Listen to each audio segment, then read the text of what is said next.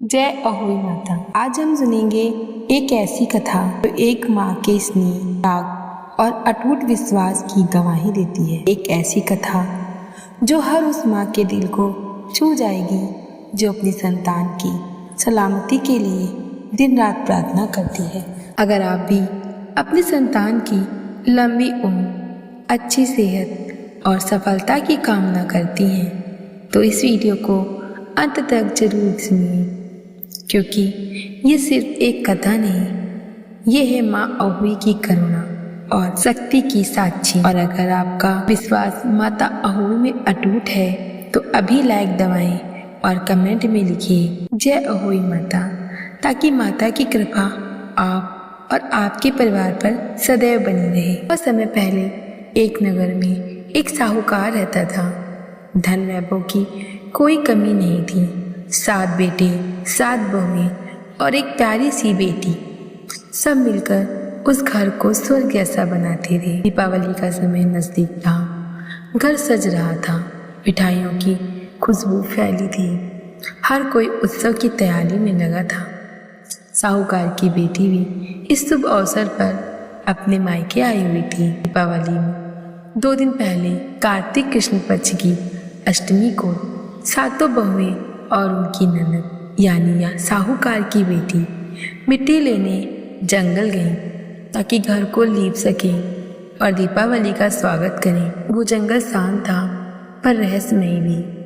बहुएं हंसते बतियाते मिट्टी खोद रही थीं। उसी समय ननद के फावड़े से गलती से एक चोट लगी और शाहू माता के बच्चे को चोट लग से ही का वो बच्चा मर गया और तभी धरती से हिल गई। शाहू माता अपनी माँ से निकली, आंखों में अग्नि और क्रोध से स्वर में बोली, नादान लड़की, तूने मेरे बच्चे की जान ली है, अब मैं तेरी कोख बांध लूंगी। ननद भयभीत होकर रोने लगी, माता गलती से हुआ है, मुझे क्षमा करें, मेरी जगह किसी और की कोख बांध लीजिए। सभी भाभियां पीछे हट गईं, पर सबसे छोटी भाभी जो सीधी सादी और दयालु थी सोचने लगी, अगर मैं इनकार किया तो सासू माँ मुझसे नाराज होंगी। और उसने कहा, माता, ननद की जगह मेरी कोख बांध लो। शाहू माता बोली, ठीक है, जैसा तू चाहे, और उसकी कोख बंद गई। समय बीतता गया।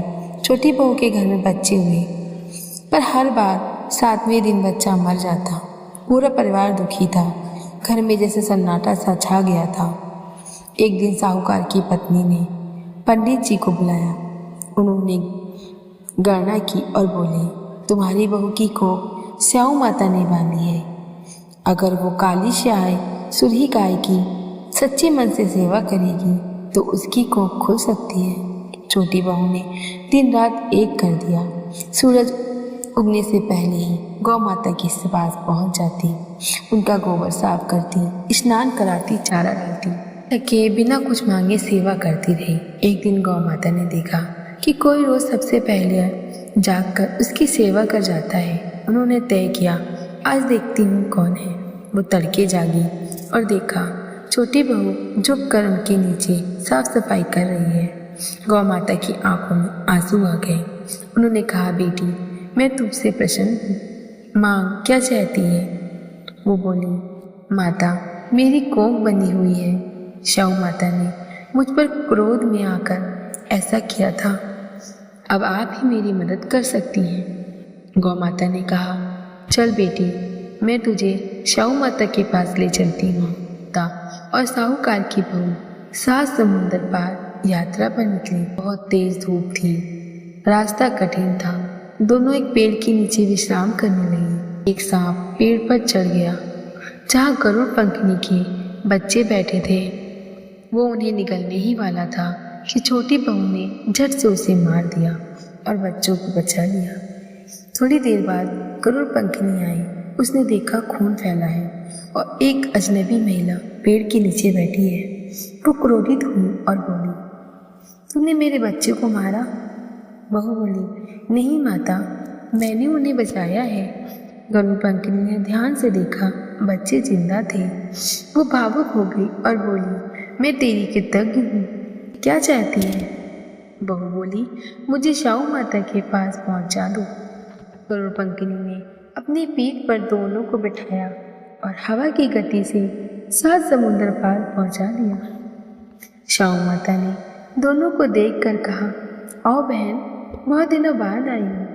गौ माता बोली, बेटी तेरी शरण में आई है, इसकी कोख खुलवा दे। शाहू माता ने कहा, बहन पहले मेरे सिर में जुएं निकाल दे। गौ माता ने कहा, तू ही कर दे बेटी। छोटी बहू ने प्रेम से माता के सर की जुआ निकाल दी। शाहू माता प्रसन्न हो गई और बोली, जा बेटी, तेरे 7 बेटे और 7 बहुएं हों। वो चकित होकर बोली, माता मेरे तो एक भी नहीं है। माता बोली, मैं वचन देती हूँ, अब तेरा घर बच्चों की हंसी से गूंजेगा। जब वह घर लौटी तो देखा घर में सचमुच 7 बेटे और 7 बहुएं हैं। घर में खुशियाँ लौट आई। सभी ने माता का धन्यवाद किया और 7 अहोई बनाकर पूजा की। उस दिन से ये परंपरा शुरू हुई कि कार्तिक कृष्ण पक्ष की अष्टमी को अहोई माता की पूजा कर संतान की दीर्घायु और सुख समृद्धि की कामना की जाती है। माता अहोई से यही प्रार्थना, जिस प्रकार उन्होंने साहूकार की बहू की कोख खोली, वैसे ही हर माँ की गोद को खुशियों से भर दे। जय माता अहोई, जय माता अहोई। अगर ये कथा आपके दिल को छू गई हो तो लाइक जरूर करें, कमेंट में लिखिए जय अहोई माता और इस वीडियो को हर माँ तक पहुँचाएं ताकि माता अहोई की कृपा सब पर बनी रहे। और अगर आप ऐसी ही पौराणिक कथाएं और पूजन विधियाँ जानना चाहते हैं तो अभी सब्सक्राइब करें, क्योंकि आपकी एक क्लिक हमें और भक्ति से भरे वीडियो बनाने की प्रेरणा देती है।